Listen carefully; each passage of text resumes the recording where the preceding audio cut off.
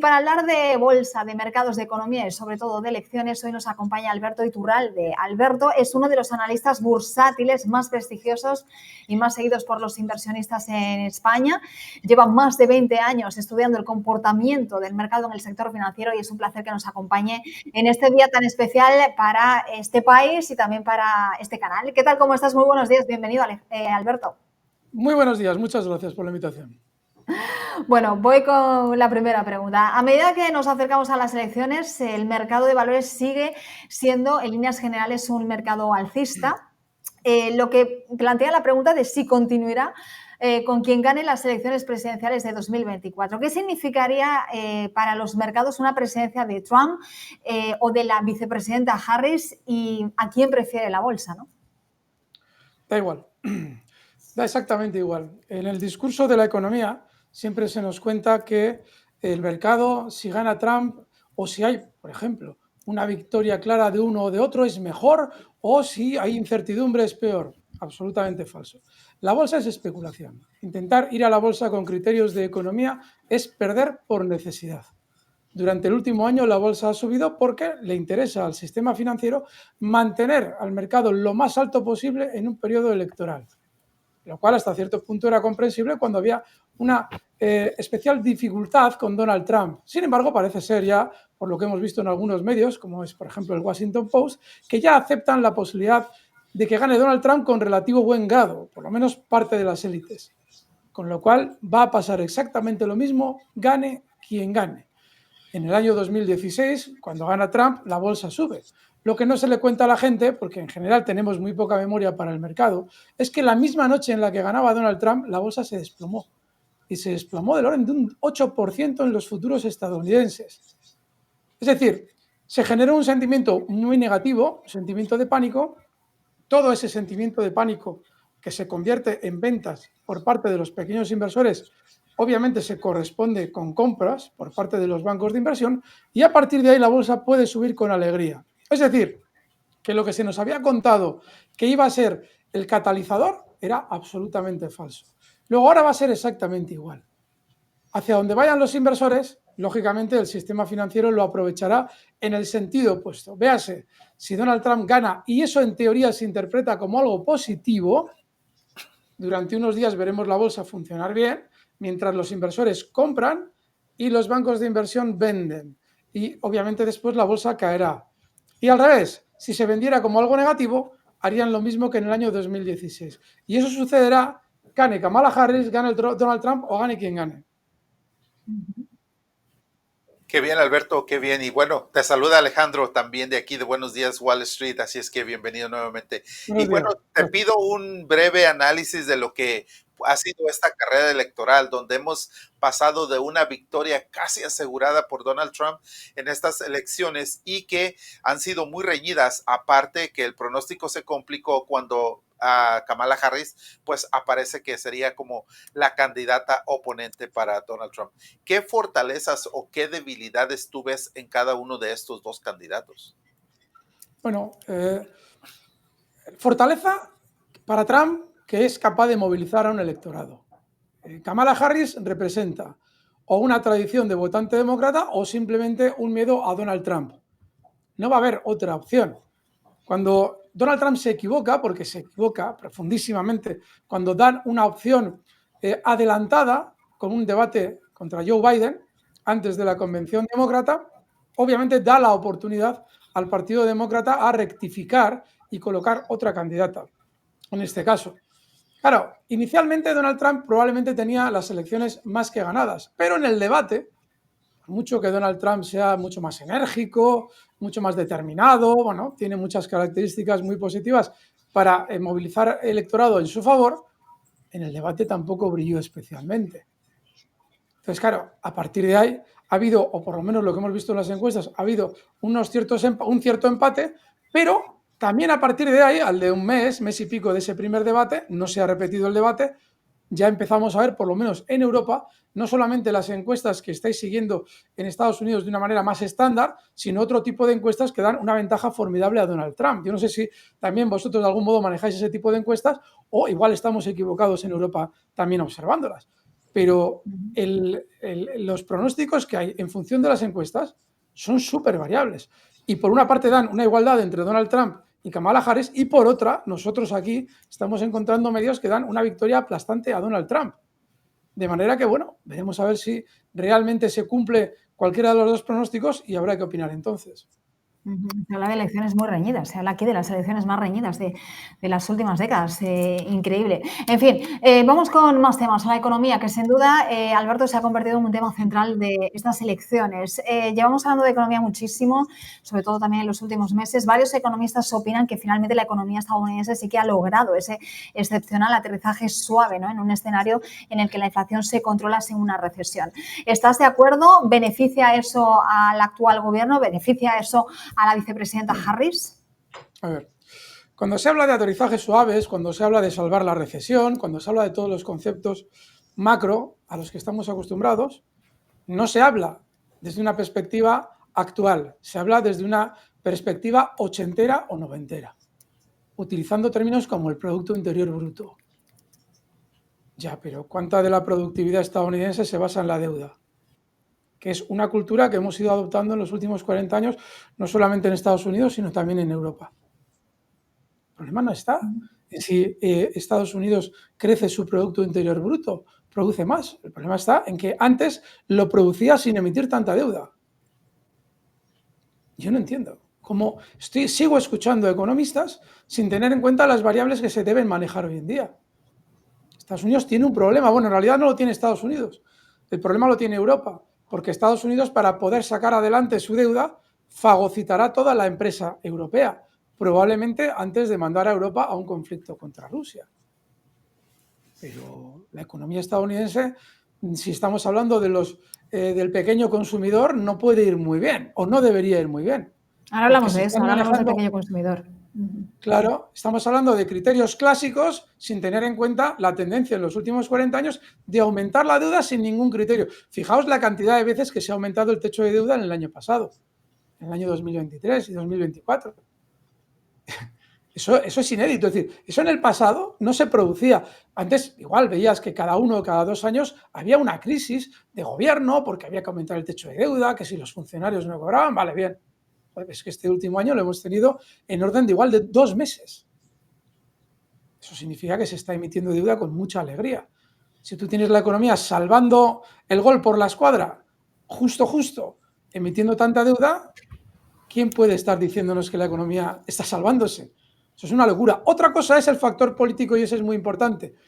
Es que Estados Unidos, como tiene colonizado toda Europa, con sus bases militares y todos los gobernantes europeos son títeres estadounidenses, destrozarán la economía europea en favor de dársela a Estados Unidos. Ese es otro cantar, pero que los parámetros estadounidenses estén bien es muy opinable. Wow, interesante ese punto de vista, la verdad, saber cómo lo estás mencionando en cuestión de Europa. Pero hablando de que si Donald Trump ganara las elecciones, se produciría un efecto que es seguro y potente en un reforzamiento de protección comercial estadounidense al aumentar los aranceles, como lo ha mencionado. Esto sería generalmente de un 10 a un 12% en carácter general, pero hasta un 60% para las importaciones procedentes de China. ¿Esto de qué forma haría daño y perjudicaría la economía asiática o europea? ¿Se puede volver también en contra de los Estados Unidos esta situación? ¿Cómo afectaría en tu punto de vista? Vale. China tiene un mercado de 1.400 millones de personas. Estados Unidos ha ido deslocalizando la industria que tenía en China poco a poco hacia India. Todavía queda en China mucho, pero poco a poco ha ido hacia India, que es otro mercado de 1.400 millones de personas. Y esa deslocalización se produce porque tras el auge económico de China, el riesgo de perder la hegemonía por parte de Estados Unidos le va a llevar probablemente en el futuro a una guerra, ya sea proxy, utilizando Filipinas, Corea del Sur o Japón, o a una guerra directa. Ya lo veremos. Hay muchos focos posibles, ya sean los conflictos marítimos con Filipinas, Taiwán, lo que queramos. Claro, ¿qué es lo que ocurre? Estados Unidos va a perder el mercado chino, pero si Estados Unidos consigue generar una guerra a China, va a ir elaborando poco a poco un discurso político de que China, lo mismo que hizo con Rusia, que Xi Jinping es un monstruo, que se come a los niños crudos, que los chinos son malísimos, que hay que prohibir el arte chino. Todas esas tonterías que se hicieron con Rusia para separar a Europa de Rusia, ahora se harán también para separar a Europa de China. ¿Por qué? Porque Europa es un gran cliente también de China. Con lo cual, China, obviamente, una vez que se tienen ya controladas todas las rutas de distribución chinas por parte de Estados Unidos, ya no podrá vender en Europa. Luego, gran parte del mercado que pierde Estados Unidos en China, por esa guerra futura, se lo va a comprar todo Europa. Ese es el plan que tienen. Pero antes de generar esa situación, tienes que ir también generando un discurso contra China. Y la mejor manera es, y ojo, aquí hay un error, se habla de los aranceles de Trump, pero si los demócratas también han estado subiendo aranceles durante los últimos 4 años. Es más, se daban situaciones absurdas de Janet Yellen pidiéndole a China que no produzca tanto, que perjudica a la economía de Estados Unidos. ¿En qué cabeza cabe? No, ponte tú las pilas, Estados Unidos, y deja que los chinos hagan lo que crean oportuno. Entonces, ha habido una guerra encubierta durante los últimos 4 años demócratas también. ¿Qué ocurre? Que obviamente ya el auge económico chino es tal que si le das 4 años más de margen, es decir, los 4 años de la administración de Trump, sin pararle los pies, incluso llegado el caso bélicamente, pues China te va a comer la tostada. Luego, lo más normal es que, efectivamente, veamos ese aumento de aranceles, pero no porque Donald Trump aumente los aranceles, sino porque Donald Trump hace más ruido de lo que ha hecho Joe Biden y los demás demócratas. Donald Trump, cuando llegó a la Casa Blanca, hizo, en la anterior etapa, hizo muchísimo ruido, pero los demócratas siguieron con la misma política real que había hecho Donald Trump con China. No suavizaron nada. Sin embargo, a la gente da la sensación de que sí. Y digo, ahora, como vuelve Donald Trump, uy, se van a volver a complicar las cosas. No, siguen igual. Siguen exactamente igual. Bueno, te escuchamos atentamente todo lo que nos estás contando.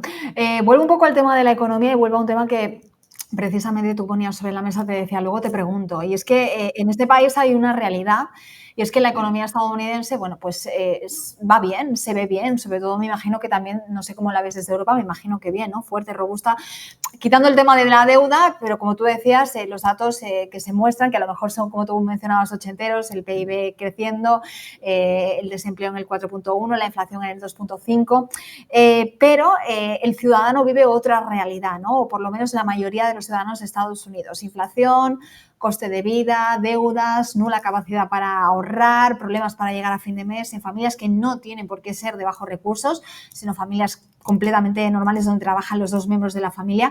Te pregunto, esta brecha que existe entre las cifras y entre el sentir de la gente, ¿crees que va a decantar la balanza de las elecciones? Sí, va a ayudar mucho. Esa sensación a la que haces referencia va a ayudar mucho.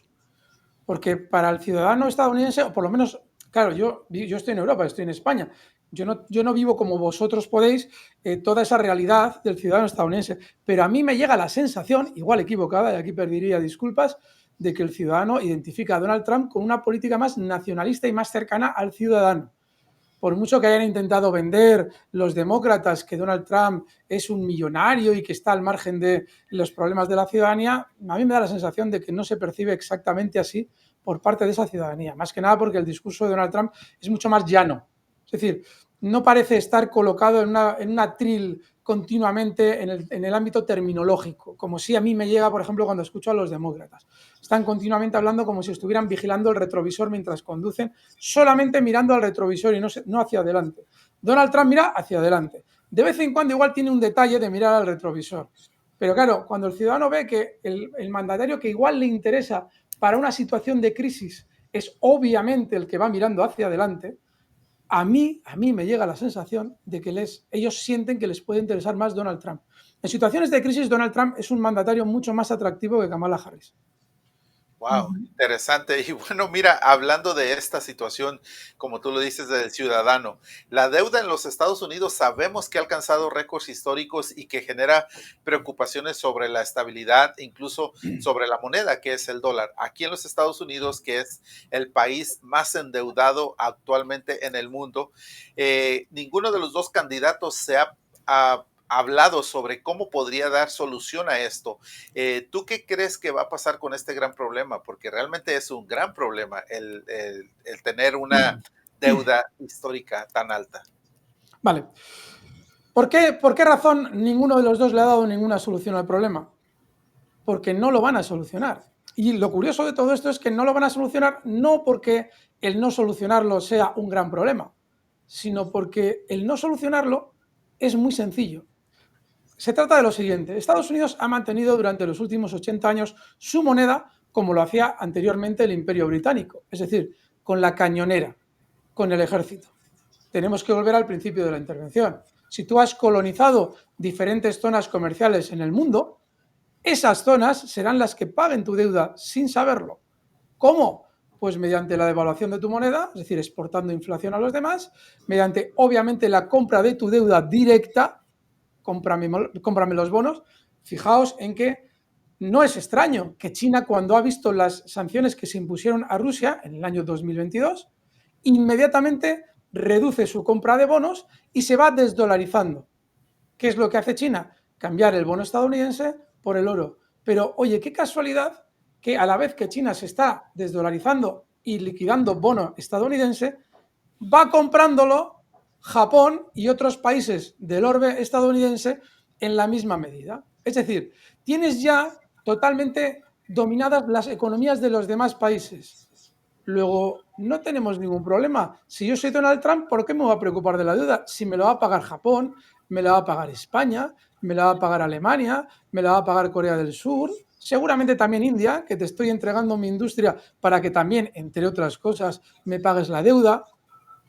¿De qué se va a preocupar un gobernante por un problema que durante los próximos 4 años en realidad no es un problema? Nos quedamos reflexionando eso.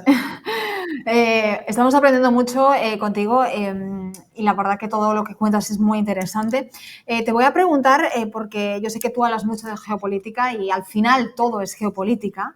Estas elecciones pueden, Alberto, representar un giro radical en política exterior que se traduciría en cambios, en alianzas, en compromisos y además todo muy polarizado, como está ahora mismo un poco la ciudadanía estadounidense entre estos dos candidatos. O sea, hasta en lo que pueda pasar geopolíticamente me da la sensación de que hay división o polarización. ¿Cómo lo ves tú y qué podría pasar en caso de que gane uno u otro? ¿Qué escenario podemos ver? Sí, hasta hace unos meses, 3, 4 meses, para los europeos había esperanza. ¿Por qué? Porque Donald Trump dejaba en la mesa una decisión clara de terminar con la guerra Ucrania-Rusia. Sin embargo, en los últimos 2, 3 meses ha sucedido algo que ha cambiado completamente el escenario. Y es lo siguiente. Se está empezando a ver en el horizonte que Donald Trump lo que va a intentar es desvincular a Estados Unidos de manera directa de la guerra. Hasta ahora los demócratas clarísimamente han estado realizando declaraciones, enviando dinero en armas a Ucrania, ese apoyo tan claro. De una manera era muy difícil desvincular a Estados Unidos de la guerra de Ucrania. Obviamente fue quien la ha provocado. Es decir, desde el 2014 en Euromaidán hasta ahora han estado buscando un enfrentamiento contra Rusia. Recordemos que de octubre a diciembre de 2021, es decir, 3 meses antes de la entrada de Putin en la guerra de Ucrania, ya estaban intentando acelerar los Estados Unidos la entrada de Ucrania en la OTAN. Recibieron una carta del Kremlin avisándoles de que si seguían por ese camino, Rusia tendría que tomar cartas en el asunto, que fue lo que hizo en febrero. Claro, de esa carta nos enteramos después por un desliz del señor Stoltenberg, que lo soltó alegremente en una conferencia de prensa sin darse cuenta de que ese dato, en teoría, no le interesaba a Estados Unidos que lo conociéramos. Bueno, pues ¿qué es lo que pasa ahora?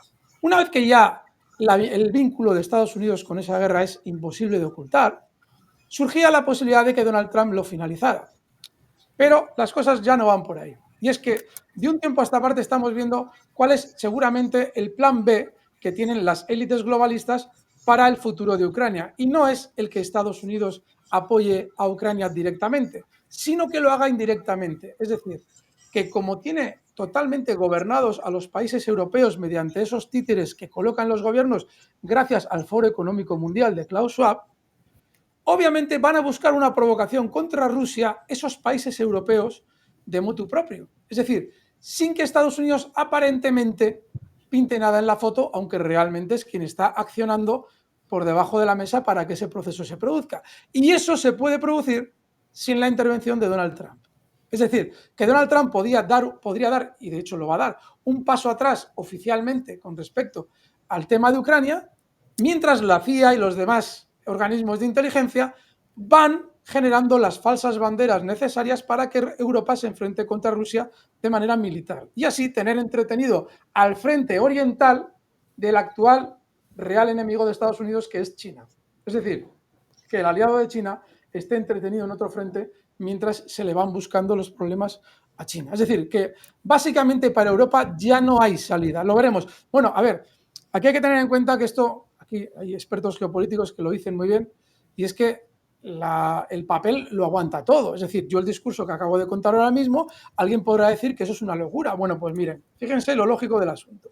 Hace 3 semanas se anuncia un pacto armamentístico entre Gran Bretaña y Alemania.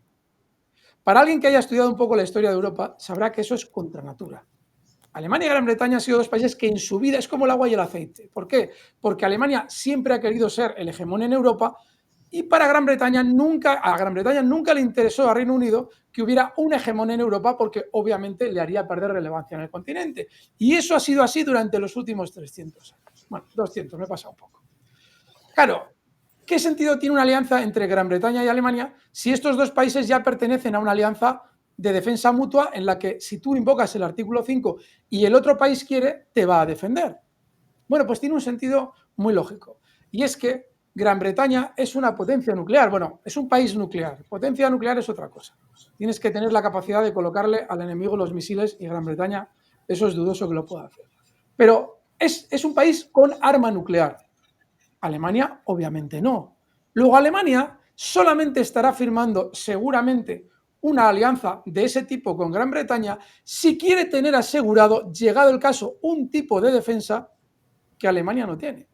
Y la única que Alemania no tiene es la nuclear, porque el ejército británico es tan ineficaz como el alemán, como el español y como cualquier ejército de Europa. Totalmente ineficaces. Entonces, ¿qué es lo que sucede? Si tenemos en cuenta las declaraciones que se realizaban ese mismo día por parte de Lloyd Austin, secretario de Defensa estadounidense, ya vamos encajando el puzzle. Y es el siguiente. Lloyd Austin nos decía que quien pensara que la guerra de Ucrania no iba a acabar en una mesa de negociaciones estaba equivocado. ¿Cómo puede decir eso Estados Unidos si no es parte de la guerra? Será Rusia que va ganando quien lo decidirá, ¿no? Pues no.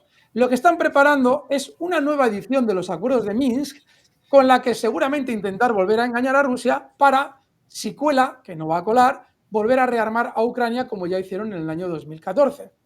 Pero en esos acuerdos de Minsk no va a estar Estados Unidos. Va a estar seguramente Ucrania, va a estar Rusia y también va a estar Europa. Y esa va a ser la chispa que van a intentar utilizar para ir poco a poco generando un mal ambiente en Europa contra Rusia e ir poco a poco llevando a Europa a un conflicto contra Rusia, que no nos engañemos, no tiene probablemente una perspectiva de ser pie en tierra, es decir, con soldados. Hoy en día, con la evolución balística que tiene sobre todo Rusia, no va a necesitar para nada pisar mucho territorio europeo.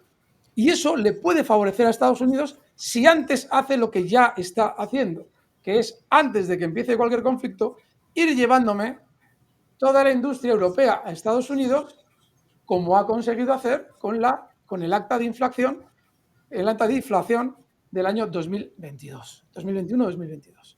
Es decir, que no hay un buen panorama para Europa, aunque gane Trump. Para algunos analistas, el escenario más negativo para los mercados sería el de un resultado tan reñido como para ser impugnado, desencadenando posibles problemas. Trump ya ha agitado en varias declaraciones el fantasma del fraude electoral. Si gana Kamala Harris, si pierde Donald Trump, ¿crees que volveremos a escuchar este discurso por parte del expresidente? Sí. Estoy seguro de que lo volveremos a escuchar, porque hay cuestiones muy anómalas ya, y es que el Washington Post no esté apoyando ciegamente a los demócratas. De algún modo ya parece que se le está permitiendo ser presidente. Y creo que si ya estaba él convencido de que iba a ganar en 2020, creo que en 2024 no lo es menos. Está igual de convencido. Con lo cual, sí, estoy seguro de que va a haber declaraciones en ese mismo sentido. Y creo que también va a haber probablemente una reacción ciudadana, y eso que no estoy en vuestro país, probablemente más acusada que en la anterior ocasión. Creo que eso no solamente va a ser por parte de Donald Trump, creo que también va a haber mucha ciudadanía bastante descontenta. Wow, interesante, la verdad, ese punto de vista, como decimos, ya en el pasado ha sucedido de que Donald Trump ha hablado sobre fraudes electorales. Vamos a cambiar un poquito para ver qué es lo que nos puedes comentar, ya que hemos tenido un recorte en las tasas de interés el pasado septiembre. Recordemos que esto fue la primera vez por los pasados 4 años. Ahora, ¿crees que la Reserva Federal, aparte de que se va a reunir esta semana, crees que haga otra reducción de tasas de interés o se tendrá que decidir? Depende quién sea el candidato electo, en este caso, el día de hoy. Vale. La rebaja de tipos de interés que se ha realizado anteriormente tiene solo un objetivo, y es un objetivo electoral: generar una sensación mayor de bonanza sobre la gestión demócrata. Y eso todos los presidentes de Reserva Federal, todos lo hacen, sea quien les ha puesto en ese lugar. Por ejemplo, Jerome Powell. Te coloca un presidente, pero favoreces al que esté. Esté quien esté, vas a favorecer. ¿Y eso por qué? Porque si tú bajas los tipos de interés antes de unas elecciones, inmediatamente generas un fenómeno muy habitual en bolsa. Como el dinero pierde rentabilidad en otros tipos de activo, tiendes a irte a la bolsa. Si bajas tipos de interés, los bonos pierden rentabilidad, el dinero en el banco pierde rentabilidad, la mayoría de los inversores tienden a la renta variable, a la bolsa. ¿Eso qué implica? Subidas puntuales del mercado. Y eso, a su vez, genera una sensación de bonanza en los ahorradores, que en este caso sí, en Estados Unidos, la mayoría de ellos tienen su dinero inmovilizado en fondos indexados. Es decir, lo que haga el S&P 500 supone un aumento del ahorro de esos ciudadanos. Con lo cual, la bajada de tipos de interés es sota, caballo y rey. Es decir, vas a bajarlos sí o sí, para beneficiar ese proceso en el que las bolsas suben de manera artificial de cara a las elecciones. El problema lo tendremos después. A mí, yo ahí el guión lo tengo perdido. Ahí la bola de cristal, lo siento, pero no os puedo decir lo que va a pasar. Porque así como en principio cualquier cosa que suceda en el mercado se va a justificar con las bolsas, si gana Donald Trump y la bolsa cae, contarán que la bolsa cae porque la gente, la economía, no contempla a Donald Trump con buenos ojos. Si gana Donald Trump, pero la bolsa sube, es decir, hace todo lo contrario, sí, la bolsa sube porque ve con buenos ojos que gane Donald Trump. Falso. La bolsa ha subido y ha bajado en los últimos meses en muchas ocasiones. Y no tiene nada que ver lo que haga la bolsa con quién gane las elecciones. Como tampoco ahora mismo ya podemos prever de una manera clara cuáles van a ser las decisiones de la Fed, porque ahora mismo no hay un interés político tan claro como lo teníamos hace unos meses. Así es que yo, así como intento siempre mojarme en todo lo que digo, ahí no puedo deciros que tenga una opinión clara porque no la tengo. Yo quería preguntarte un poco sobre la imagen que tú tienes de los candidatos. Has soltado algunas cosas a lo largo de esta conversación que me han parecido muy interesantes. Has comentado que para gestionar una crisis la figura de Donald Trump se emerge por encima de la de Kamala Harris. Has hablado de ese debate donde creo que todos tenemos la sensación de que Kamala Harris quedó por encima de Donald Trump y a partir de ahí la cosa empezó a cambiar un poco. Esta famosa imagen de Donald Trump con ese intento de asesinato que sufrió el expresidente, con ese disparo, ¿no?, en la oreja, la sangre, con ese puño alzado. Tema mujeres, tema aborto, tema latinos, lo que acaba de pasar en ese meeting con esas palabras desafortunadas, no de Donald Trump, pero sí de uno de los miembros de la comitiva hacia Puerto Rico. En fin, hay tantos factores sobre la mesa tan sociológicos, además de económicos y políticos, que a mí me parecen dos figuras tan diferentes, pero con tantas fortalezas y a la vez tantas debilidades, que me cuesta, no sé, me cuesta mucho entender quién podría ser o qué perfil podría ser el mejor y sobre todo qué se ve desde fuera. Porque yo tengo la sensación que desde fuera, sobre todo desde España y desde Europa, se ve a Donald Trump como esa figura a veces hostil. Tú decías, es el que mira más al pueblo, pero muchas veces también da la sensación de que Donald Trump es ese multimillonario que está alejado del pueblo.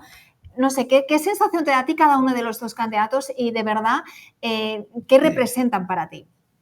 La clave no está tanto en quién es quién, sino en que hay una parte, que es la parte demócrata, que establece un discurso que para quien vive en crisis no es interesante. El tema calentológico, no sé si hay censura en vuestro canal de YouTube, espero que no, voy a intentar utilizar unos términos que no sean agresivos para el sistema, pero el tema de la Sí, porque es un canal de televisión también. El tema de la calentología es algo que para un ciudadano que no tiene o llega mal a final de mes no tiene ninguna relevancia. Independientemente de que lo que hay detrás de toda esa filosofía o esa religión probablemente esté bastante lleno de mentiras. Claro que tenemos que cuidar el planeta, pero todo ese rollo del CO2 que nos cuentan igual no es tan preciso como realmente es. Claro, si estás hablando de violencia de género, claro, realmente las mujeres que en un momento determinado no tienen para llegar a final de mes, sienten que los hombres las van a atacar en cualquier esquina y son elementos peligrosos de la sociedad. ¿Realmente es así? Es decir, hay una percepción probablemente, y en España cada vez hay más esa percepción, de que se destina dinero y energía a cuestiones que no le interesan a quien realmente está preocupado por llegar a final de mes. Y ese personaje, el que no hace esas cosas, lo representa Donald Trump. Entonces, no es un problema de si Donald Trump es millonario. A ver, Kamala Harris también tiene donde caerse muerta, que se suele decir en España, no sé si por ahí también. Es decir, también tiene dinero. Lo que pasa es que te venden la idea de que, claro, como el otro es un empresario y Kamala Harris viene de familia y seguramente también viene de política, pues hombre, no se le ve tanto, pero estamos hablando de fortunas de más de 200 millones de dólares. Entonces, claro, te han vendido la idea de que Donald Trump es millonario y nosotros no. Falso. Es absolutamente falso. Solamente que de los dos, que en la percepción del ciudadano no deberían ser muy diferentes, hay un discurso que a quien pudiera estar en crisis económica como ciudadano normal y corriente, yo creo que le va a interesar más lo que dice Donald Trump. Y ojo, que probablemente Donald Trump sea, llegado el caso, igual de falso como todos los demás políticos, incluidos los del Partido Demócrata. Pero es que ahora mismo, en una situación en que la ciudadanía, vosotros lo estáis diciendo, tiene sensación de crisis, el discurso ecologeta o el discurso de violencia de género por sistema y todas esas cosas, o si el niñe, la niña o el noñe, o sea, ese tipo de cosas, no sé si encajan muy bien en la percepción del ciudadano que vive necesidad. Wow, interesantísimo, la verdad. Mira, en este momento me recuerdo de una frase y justamente hoy porque son las elecciones donde siempre el país tiene al presidente que se merece, ¿verdad? Dependiendo de nuestros votos, esa euforia que nosotros tenemos para decidir. Pero hay otra frase u otro comentario el que yo quiero tomar en cuenta y escuchar parte de tu opinión al respecto, porque sabremos muy posiblemente el día de hoy quién ganará, ya sea Kamala Harris o ya sea Donald Trump, pero yo siempre he pensado que solamente ganan ellos en este momento, no nosotros que hemos votado por ellos. Nosotros vamos a ganar en el momento en que ellos nos comienzan a cumplir esas promesas de campaña para que nosotros les hubiéramos dado nuestro voto. ¿Qué opinión tienes al respecto? Pues tienes toda la razón. A ver, el sistema estadounidense formalmente es probablemente el mejor del mundo. Es decir, su separación de poderes, su representación del elector, los congresistas son los representantes. Eso nos encantaría tenerlo, por ejemplo, en España. No lo tenemos. Sin embargo, el sistema estadounidense tiene un problema. Uno, y es un problema que necesitaría de una enmienda más en la Constitución. Y se trata de todas esas donaciones que realizan los magnates, las grandes empresas, a esos futuros gobernantes para la campaña electoral. ¿Por qué? Porque eso implica normalmente que cuando ya han salido elegidos hay un conflicto de intereses. Claro que les encantaría seguramente tener a todos los ciudadanos contentos, pero eso no siempre está acorde con el favorecer a quienes antes te han favorecido a ti. Es decir, que hay, y no solamente eso, cuando se habla del establishment, cuando se habla del complejo militar industrial, por poner un ejemplo, el complejo militar industrial no va a ver con buenos ojos que se vayan finalizando guerras. Donald Trump igual no inicia muchas, pero ojo con terminar las que están pendientes porque nos sigue dando mucho dinero al complejo militar industrial. Y eso seguramente no es del interés primordial de los ciudadanos estadounidenses. Es decir, que un gobernante en Estados Unidos mantiene muchas energías empujándole y moviéndole que no permiten velar principalmente por los ciudadanos. Sí, ahí está la astucia del gobernante, sí le permiten, si es astuto, el hacer ver, aunque sea falsamente, a los ciudadanos que vela por ellos. Pero, ¿cuántos empleos da la industria militar en Estados Unidos? Es un número de empleos formidable. Y hay muchos congresistas y senadores que utilizan ese argumento a la hora de aplacar los gritos pacifistas en Estados Unidos. Luego, realmente a los estadounidenses, ¿qué es lo que les interesa más? ¿Un mundo mejor o un bolsillo mejor? Eso es lo que deberían preguntarse.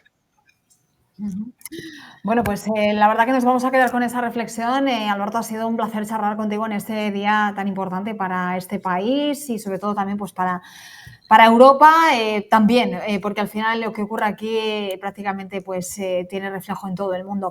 Muchísimas gracias por todo tu aporte, por toda tu información, por toda tu opinión. Nos deja aquí pensando. Así que nada, ya se nos acaba el tiempo y te agradecemos mucho tu paso por Buenos Días, Wall Street. Hasta la próxima. Gracias, muy buenos días.